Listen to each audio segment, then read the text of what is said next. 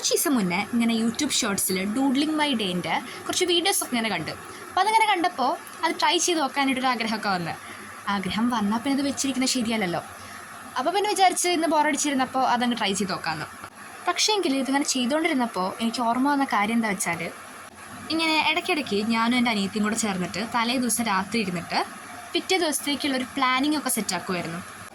ആ പ്ലാനിങ്ങിനകത്ത് എന്തൊക്കെയാണ് ഉണ്ടാവാമെന്ന് വെച്ച് കഴിഞ്ഞിട്ടുണ്ടെങ്കിൽ, പിറ്റേ ദിവസം രാവിലെ എത്ര മണിക്ക് എണീക്കണം, അതേപോലെ തന്നെ കുറച്ച് നേരം നടക്കാനൊക്കെ പോകണം, അങ്ങനത്തെ കാര്യങ്ങളൊക്കെ ആയിരിക്കും. ആദ്യത്തെ ദിവസം ചെയ്യാൻ ഭയങ്കര ഇൻട്രസ്റ്റ് ആയിരിക്കും. 2 ദിവസം കഴിയുമ്പോൾ പിന്നെ മടുക്കും. പിന്നെ ആ പേപ്പറൊക്കെ എവിടേക്കൊക്കെ ചുരുട്ടിക്കൂട്ടി കളഞ്ഞിട്ടുണ്ടാവും. അപ്പം ഞാനിങ്ങനെ വിചാരിക്കും, ഇനി എനിക്കും എൻ്റെ അനിയത്തിക്കും ശരിക്കും മടിയായിട്ടാണോ, അതോ നമ്മൾ പ്ലാനിങ് ചെയ്യുന്ന രീതി ഇൻട്രസ്റ്റിംഗ് അല്ലാത്തതുകൊണ്ടാണോ ഞങ്ങൾക്ക് ഒരാഴ്ച ആ പ്ലാനിങ് മുന്നോട്ട് കൊണ്ടുപോകാൻ പറ്റാത്തത്.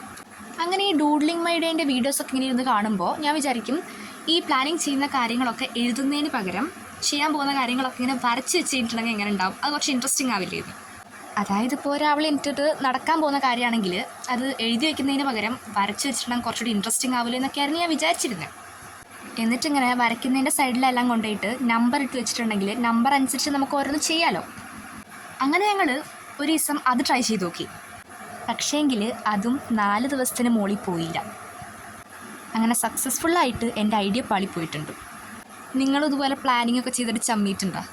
ഞാനും എൻ്റെ അനിയത്തിക്ക് ഇഷ്ടംപോലെ തവണ ചമ്മിയിട്ടുണ്ട്.